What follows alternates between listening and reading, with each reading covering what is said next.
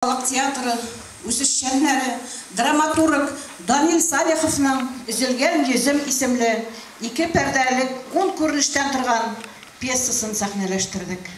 Рольләрдә катнаштылар.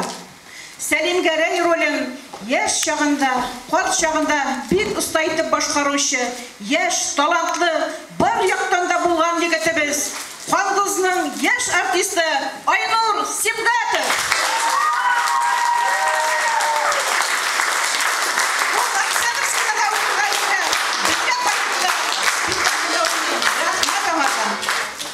Мәрьям ролен яшь чагында, карт чагында бик оста иттереп уйнаучы, беркемгә дә алыштыргысыз, үзенчәлекле, Кандызның атказанган артисткасы Венера Заниева.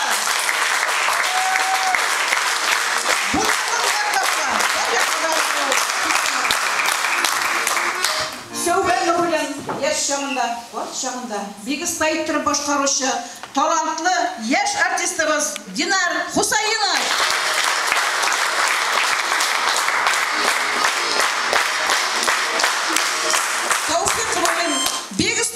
Башкаручы Руслан Заниев.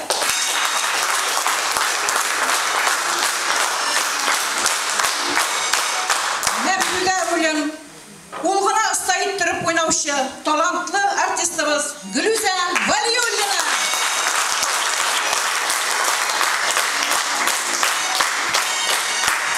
Художник-постановщик, бар яктан да уңган булган, музыка декорациялар белән эшләүче Луиза Шакирова.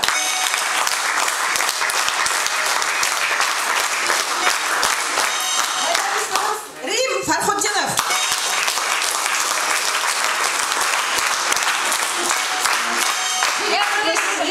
Режиссерыбыз Рамия Зарипова.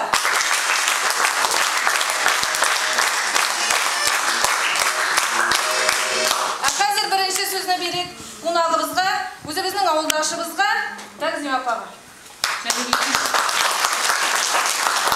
Хәерле кич, хөрмәтле тамашачылар, авылдашлар. Менә без бүген бик гыйбрәтле, авыр язмышлы, матур